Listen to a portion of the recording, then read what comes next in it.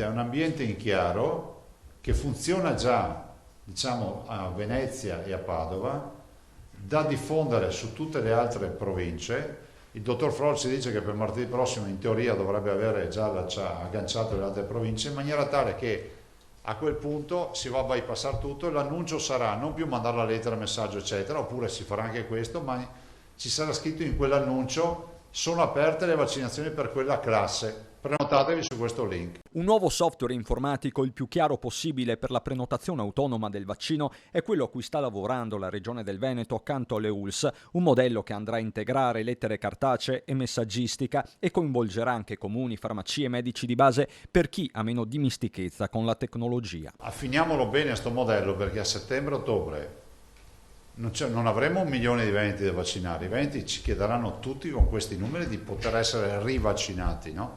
Perché poi questo sarà un vaccino annuale, immagino. Il problema al momento non è però solo organizzativo, perché la macchina proceda servono consegne puntuali e grossi quantitativi. Le scorte infatti si stanno esaurendo, occhi puntati sui prossimi arrivi. Noi dovremo avere sta settimana verosimilmente 131.000 vaccini in arrivo, 131.370.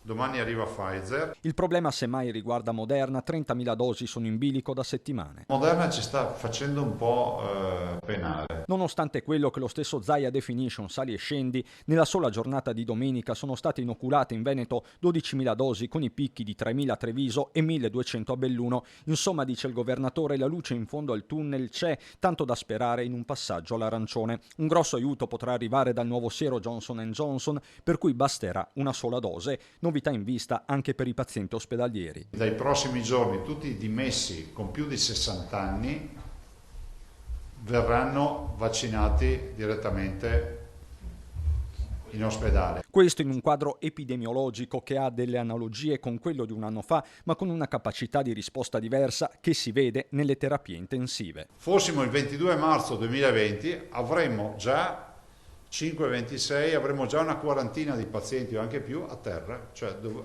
avremmo dovuto portarli in altre regioni o chiudere le prestazioni come abbiamo fatto a marzo, perché sapevamo che ci sarebbe stato questo rischio.